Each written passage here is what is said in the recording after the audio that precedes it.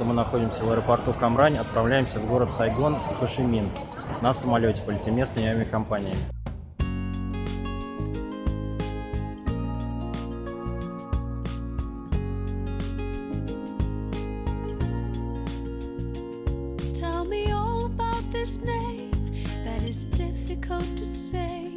Так, садимся в самолет сейчас.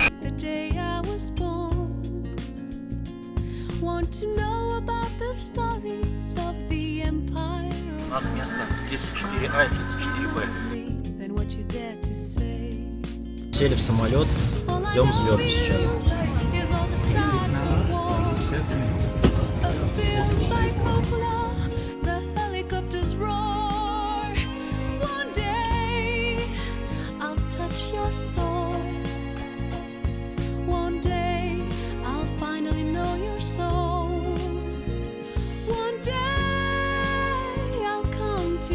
От взлета до посадки прошло 40 минут, полетели. Обалдеть.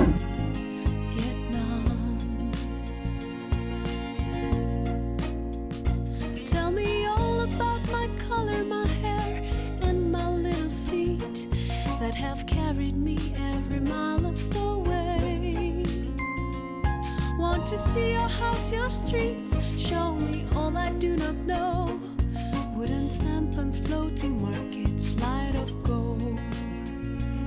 All I know of you is the sights of war. A film by Coppola, the helicopters roar. One day I'll touch your soil. One day I'll finally know your soul.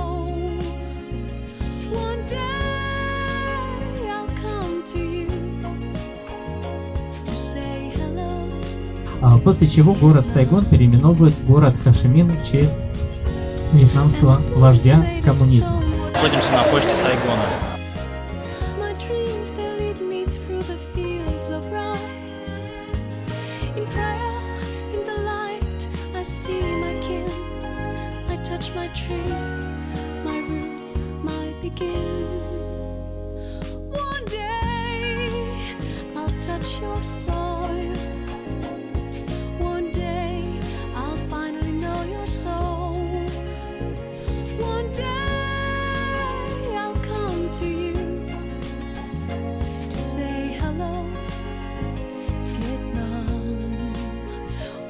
Мы в Сайгоне заселились в отель. Вот такой вот номер с такими креслами, с такими кроватями прикольными. Неплохой номер, отель 4 звезды.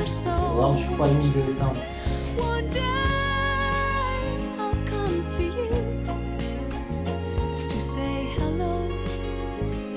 Итак, мы находимся в городе Сайгон. Сегодня вечер, 15 января 2017 года, решили прогуляться перед поездкой на ужин. Заселились в отель только что.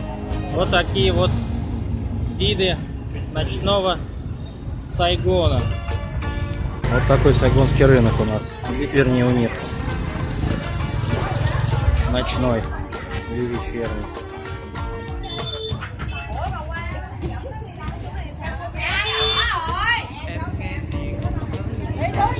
Вот такие вот тут продаются различные овощи.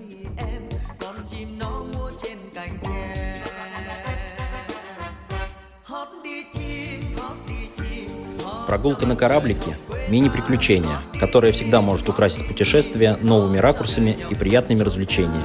Наслаждаясь вечерней прохладой от Сайгона, за 2,5 часа вы рассмотрите визитные карточки Хошимина в эффектной подсветке, пробуете блюда традиционной вьетнамской кухни и посмотрите шоу народных танцев.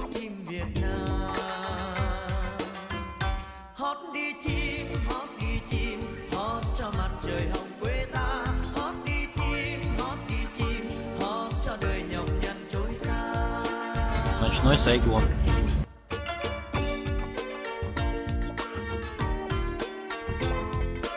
Здание, так называемый парус в Сайгоне. Вот его мимо сейчас проплываем.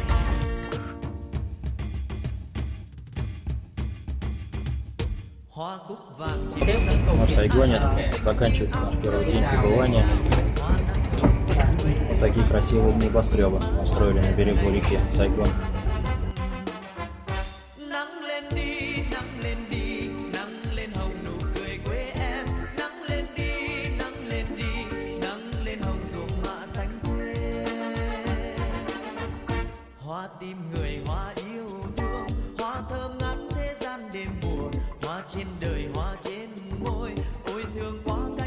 Việt Nam. Nắng lên đi, nắng lên đi, nắng lên hồng nụ cười quê. Я сейчас нахожусь на крыше отеля, и, конечно, здесь бассейн, естественно, на крыше, о чем мы и говорили, что он должен быть. И если камеру прокрутить чуть-чуть, как обычно я делаю, то смотрите, какой вид на Сайгон открывается, прекрасный. Người trên non xa, trăng xua bóng tối trong hồn ta.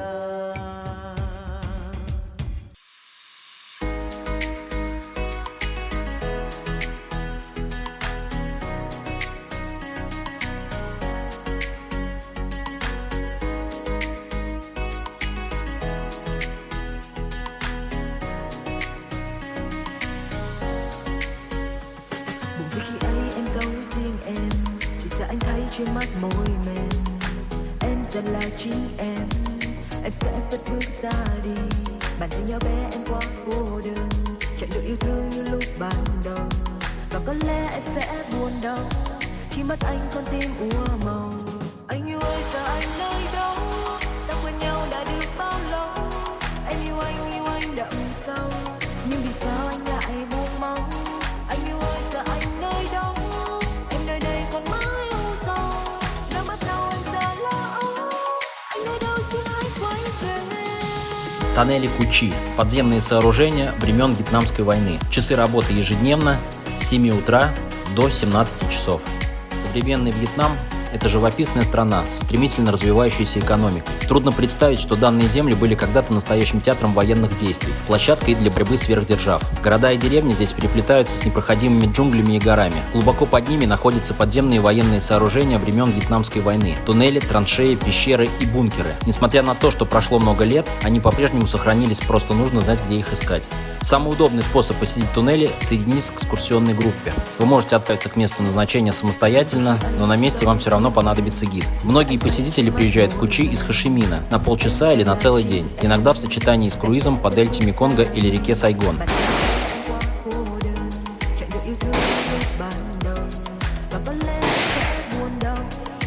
Мы сейчас находимся в туннеле в Кучи. Сейчас здесь полигон, тир.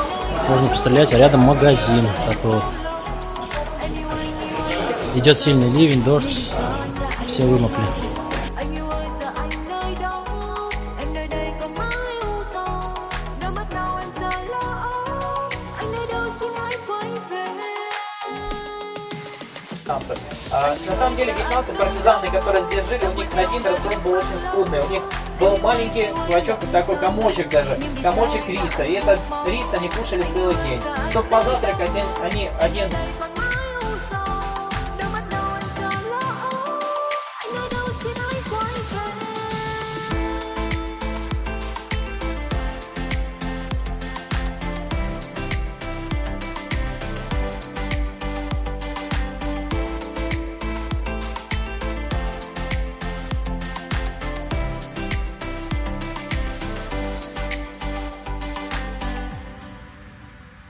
На самом деле это не вьетнамская разработка, это не их была идея. Идея была придумана задолго до вьетнамцев. Многие цивилизации использовали для борьбы такие туннели, похожие туннели. Просто здесь, в этих условиях, они, конечно, более себя...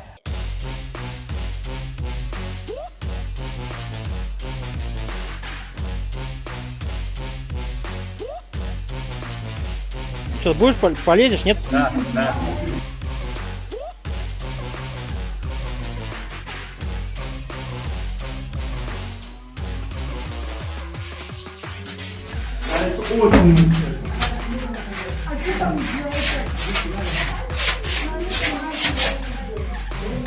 Ну что, идем или нет? Идем. Пробка.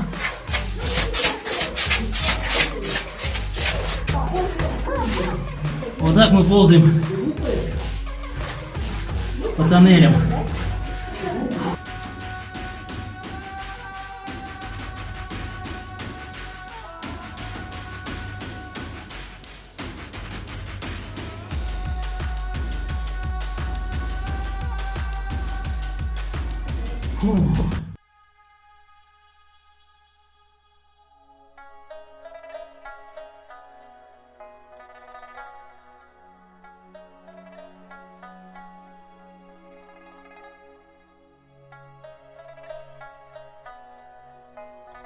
Ta-da-da-da.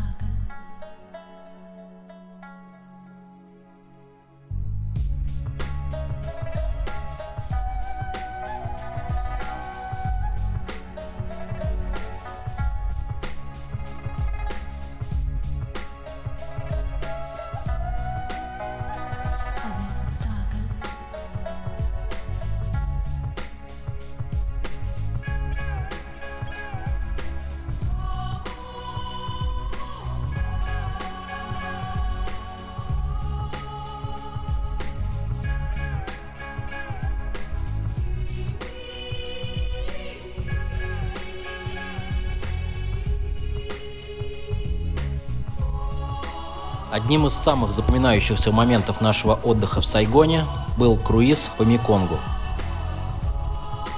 Дельта реки Меконг является одним из самых значимых мест для путешественников ввиду многообразия природных, культурных и этнических достопримечательностей. Вот это настоящие джунгли. И мы на лодке. Это лучший вариант для посещения по пути из Хошимина в Сайгон, поскольку эти гигантские водно-болотные угодья включают в себя до 13 различных провинций с большим количеством интересных объектов, стоит заранее распланировать свой маршрут и время пребывания там. Непосвященному обывателю не хватит и недели, чтобы все осмотреть.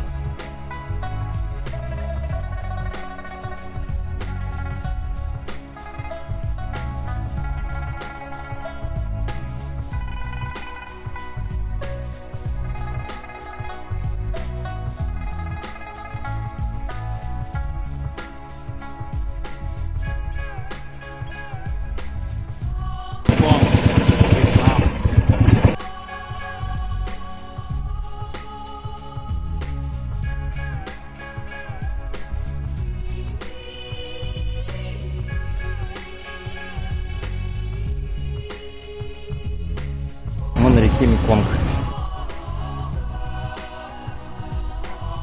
Дельта Меконга известна как рисовая чаша страны. Это обусловлено особенностями местности и климата, создающими идеальные условия для выращивания риса в этих местах. Будучи массивными воротами для гигантского Меконга, впадающего в Восточное море, дельта реки стала центром культурной, торговой и туристической жизни Вьетнама.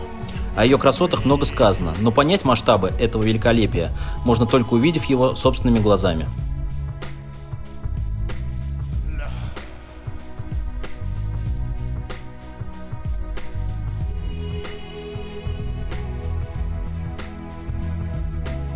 Land of monasteries, free land under the sky. Love in universal understanding. Вот так делают ириски. Кокосовые. Вот так это все варится. Потом варится здесь. На огне.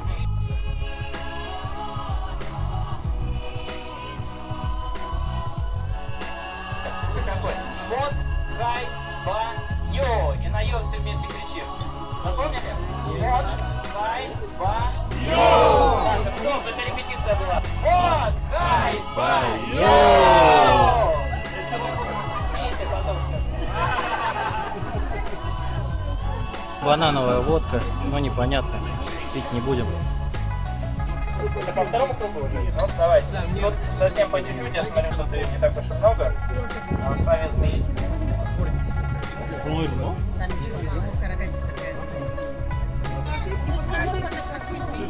Так, но я ее вытащить сильно не могу. Ну,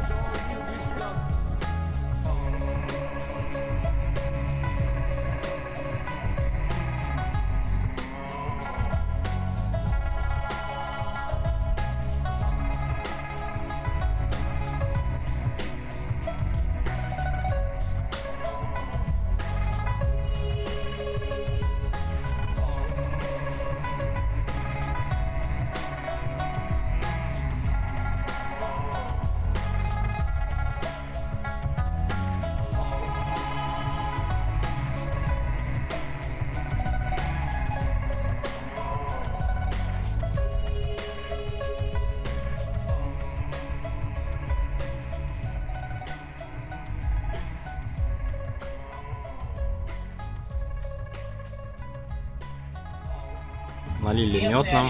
присаживайтесь сюда. Сейчас режут лайм.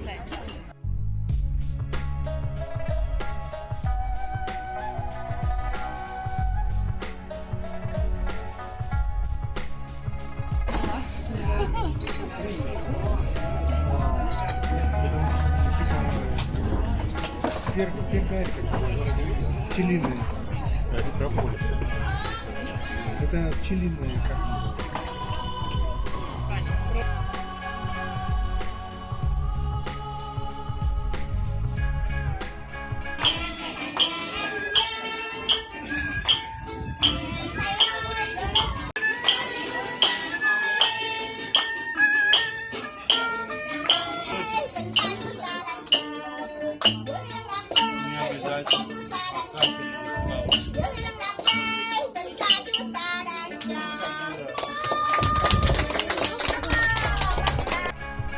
храпит, в общем, непонятно чем занимается, но зверек интересный, чем-то на мишку напоминает. Если дальше пройдете, здесь огромное количество змей, и сейчас я вас подведу к первому вольеру. Как вам по соседству живется? Ну-ка и ты давай тебя тоже. Ты больше меня боишься, чем я тебя, что ли? Дергаешься. А с Страдом у нас кто? Вы тоже пошевелитесь, может, нет?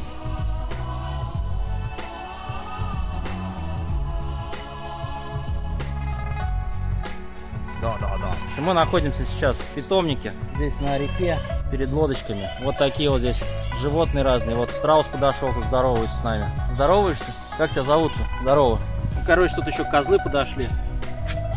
А, козел, иди сюда, снимемся. Будешь сниматься с ним, нет?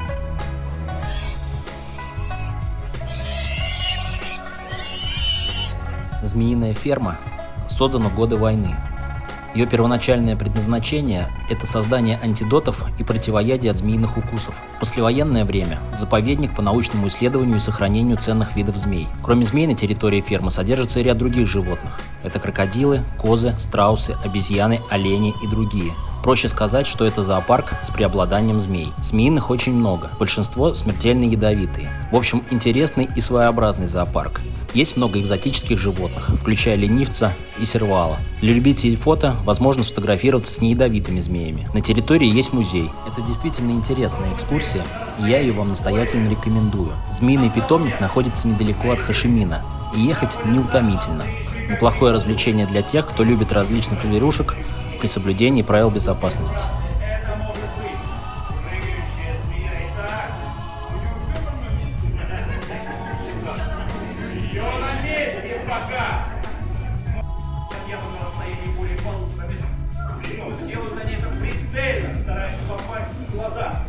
Если ядок попадает на слизистую оболочку глаза или роговитый рисунок на ее верхней части находятся два острых одной трети тела комнаты. Представляете, шестиметровую комнату? Я самого рода аплодисменты, друзья мои!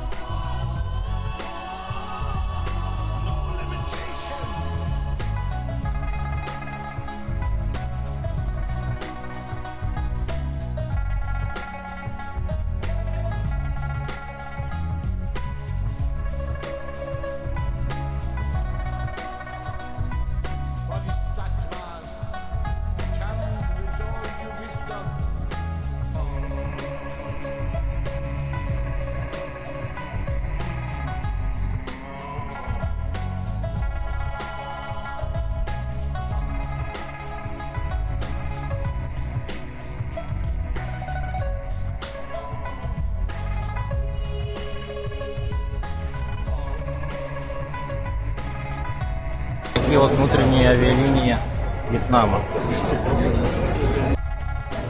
Вот столько там народу на них. Садимся сейчас на самолет лететь обратно в Ничанг. Домой в отель.